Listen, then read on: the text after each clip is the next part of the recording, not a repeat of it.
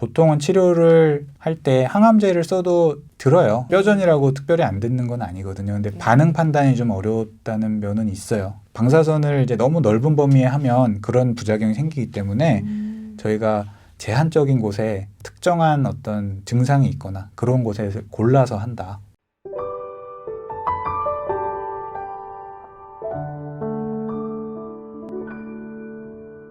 뼈전이가 되신 분들 중에서 난 뼈전이가 있다고 하는데 당장 여기를 뭐 방사선이나 이런 걸 안 하는 경우들도 많아요. 그냥 네. 일단은 뼈전이 부분은 두고 보고 항암 치료합시다 하는 경우도 많거든요. 또 어떤 환자들은 방사선 치료를 바로 하자고 하는 경우도 있고 좀 두고 보는 경우와 뭐 국소 치료로서 뭐 방사선이나 수술하는 경우가 어떻게 좀 갈리는지 좀 기준 같은 게 있는지 궁금해요. 진단을 한다고 꼭 치료를 해야 되냐, 이제 그게 궁금하신 거잖아요. 네. 그래서 뼈전이 같은 경우 저희가 있다고 무조건 치료하지는 않아요. 그래서 뭐 너무 조그만 게 그냥 하나 우연히 발견됐으면 그냥 두고 보는 경우가 대부분이고요. 그리고 보통은 치료를 할 때 항암제를 써도 들어요. 뼈전이라고 특별히 안 듣는 건 아니거든요. 근데 반응 판단이 좀 어렵다는 면은 있어요. 그건 있는데 뼈전이가 있으면 일반적으로 예후가 안 좋기 때문에 사람들이 뼈전이가 안 듣는다 이렇게 생각할 수도 있을 거는 같아요. 그래서 1차적으로 저희가 치료를 고려할 때는 증상이 있으면 한다. 증상이 있다는 거는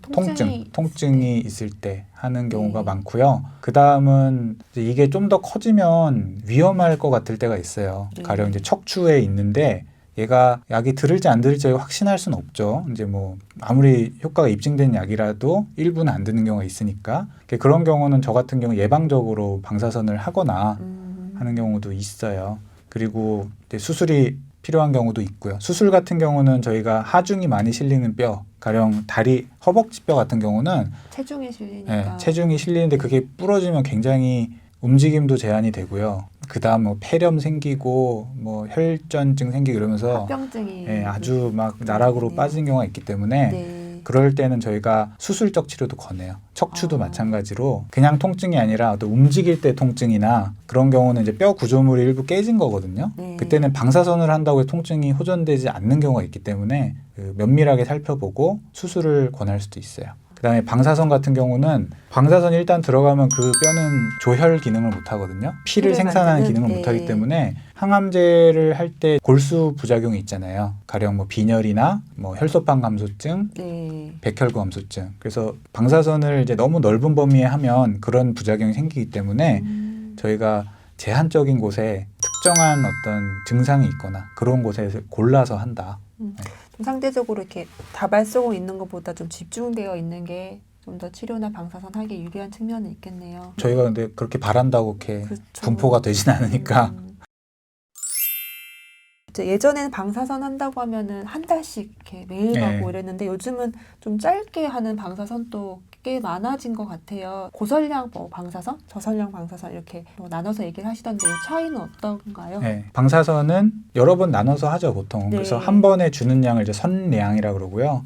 고선량은 굉장히 높은 선량을 한 번에 주고 그걸 짧게 몇 번 하는 거죠. 그 다음에 저선량은 이제 우리가 보통 주는 양 정도를 보통 뼈전이는 10번 정도 주는 게 일반적이고 그래서 고선량의 장점은 굉장히 높은 용량을 한 곳에 집중해서 주기 때문에 방사선 수술 이런 말도 쓰기도 해요. 좀 더 효과가 좋을 수 있겠네요. 좋죠. 좋은데 그것도 이제 선택적으로 해야 되는 게 가령 이제 방사선이 어느 정도 들어갔을 때 손상을 입는 구조물이 너무 가까이 붙어 있다. 가령 뭐 척수 바로 옆에 있는 데다가 고선량 방사선을 쓰면 척수가 방사선 부작용을 입을 수도 있거든요. 그러니까 이런 것들은 방사선 종양학과 전문의가 굉장히 면밀하게 판단해서 해야 돼요. 이제 저가 이걸 해주세요 이렇게 보내는 게 아니고 그쪽에서 판단을 하실 일이에요. 그러니까 이런 것도 결국에는 협진이 굉장히 중요합니다. 골전이는. 그 방사선 치료 과정을 간단하게 좀 얘기해 주시면은 받으실 분들이 이런 과정을 거쳐서 하는구나라는 걸 알게 될 것 같아요. 보통 이제 방사선 한다면 이제 교수님께서 방사선과 교수님 만나보세요 이렇게 얘기하세요. 그럼 그 다음엔 어떻게 진행이 되는 건가요?